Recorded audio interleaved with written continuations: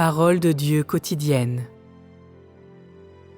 L'histoire avance toujours, et l'œuvre de Dieu avance toujours.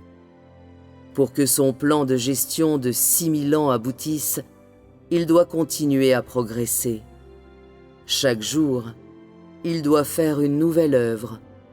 Chaque année, il doit faire une nouvelle œuvre. Il doit commencer de nouvelles voies, commencer de nouvelles ères, commencer une œuvre nouvelle et plus grande, et porter de nouveaux noms, et faire une nouvelle œuvre. L'Esprit de Dieu fait toujours une nouvelle œuvre, et ne s'accroche pas aux anciennes méthodes ou règles. Son œuvre aussi ne cesse jamais et se réalise tout le temps.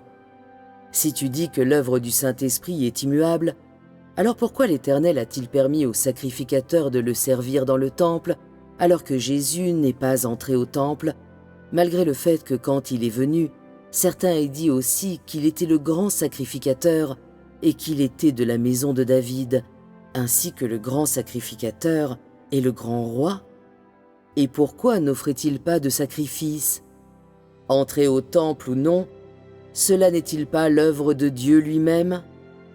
Si Jésus revient, comme l'homme l'imagine, et encore appelé Jésus au cours des derniers jours, et s'il vient toujours sur une nuée blanche, descendant parmi les hommes à l'image de Jésus, ne serait-ce pas une répétition de son œuvre? Le Saint-Esprit est-il capable de s'accrocher à ce qui est ancien? Tout ce à quoi l'homme croit, ce sont des notions, et tout ce que l'homme accepte est selon le sens littéral, et aussi selon son imagination. Il est en contradiction avec les principes de l'œuvre du Saint-Esprit, et ne se conforme pas aux intentions de Dieu. Dieu ne ferait pas cela. Dieu n'est pas si bête, ni si stupide, et son œuvre n'est pas aussi simple que tu l'imagines. Selon tout ce qu'imagine l'homme, Jésus arrivera sur une nuée et descendra parmi vous. Vous le verrez chevauchant une nuée, et il vous dira qu'il est Jésus. Vous verrez aussi les marques des clous dans ses mains, et vous saurez qu'il est Jésus. Et il vous sauvera à nouveau, et sera votre Dieu puissant. Il vous sauvera, vous donnera un nouveau nom, et donnera à chacun d'entre vous une pierre blanche, après quoi vous aurez la permission d'entrer dans le royaume des cieux, et serez reçus dans le paradis. De telles croyances ne sont-elles pas des notions de l'homme? Est-ce que Dieu œuvre selon les notions de l'homme, ou œuvre-t-il à l'encontre des notions de l'homme? Toutes les notions de l'homme ne viennent-elles pas de Satan? L'homme entier n'a-t-il pas été corrompu par Satan? Si Dieu faisait son œuvre selon les notions de l'homme, Dieu ne deviendrait-il pas alors Satan? Ne serait-il pas de la même espèce que ses propres créations? Puisque ces créations sont désormais tellement corrompues par Satan que l'homme est devenu l'incarnation de Satan, si Dieu œuvrait selon les choses de Satan, n'aurait-il pas alors pactisé avec Satan?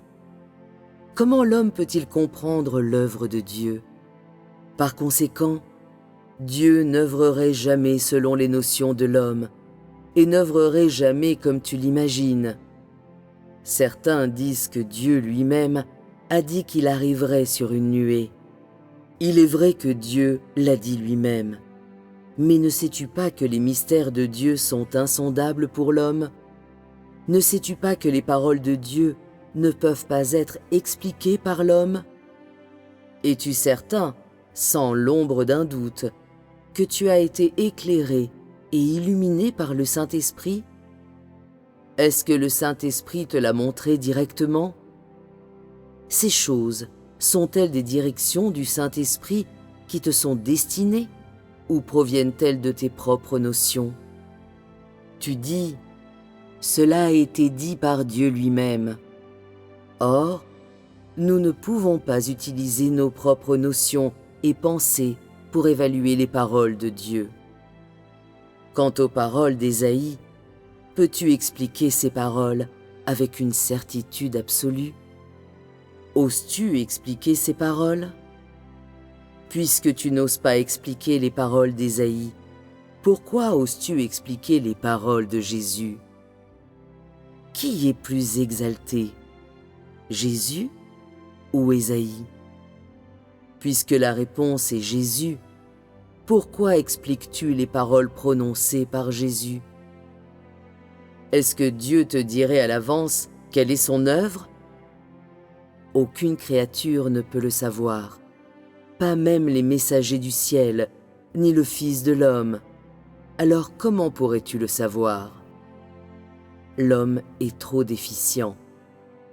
Ce qui est crucial pour vous maintenant, c'est de connaître les 3 étapes de l'œuvre de l'Éternel à celle de Jésus, et de l'œuvre de Jésus à celle de l'étape actuelle.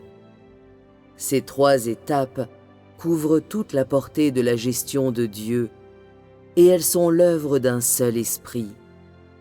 Depuis la création du monde, Dieu a toujours été à l'œuvre en gérant l'humanité. Il est le commencement et la fin. Il est le premier et le dernier. Et il est celui qui commence une ère et celui qui amène l'ère à sa fin.